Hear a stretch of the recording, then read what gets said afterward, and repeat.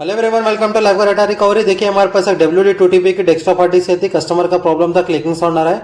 Then हम लोग उसको क्लीन रूम लैब में ओपन करें। क्लीन रूम लैब में ओपन करने के बाद देखिए इसमें फुल डस्ट था। आप देख सकते हैं डस्ट कितना है। इसका हेड्स पूरे टूट गए थे, ब्रोकन हो गए थे पूरे हेड्स। आप देख सकते हैं, देखिए इसमें डस्ट कितना है।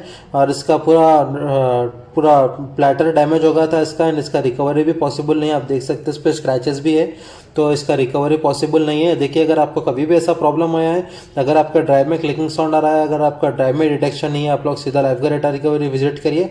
हम लोग डायग्नोस करके आपको बताएंगे रिकवरी पॉसिबल है या नहीं है। यहाँ पर हैदराबाद में हमारा फर्स्ट ब्रांच है, इंडिया में हेड ऑफिस दुबई में, वर्ल्ड वाइड ब्रांचेस हैं हमारे।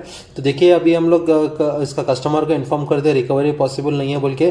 कस्टमर इसको कंटिन्यूसली कनेक्ट करने की वजह से कस्टमर का प्लेटर डैमेज हो गया है। अगर आपको कभी भी ऐसा प्रॉब्लम आया है, आप लोग पावर मत दीजिए, सीधा लाइव डाटा रिकवरी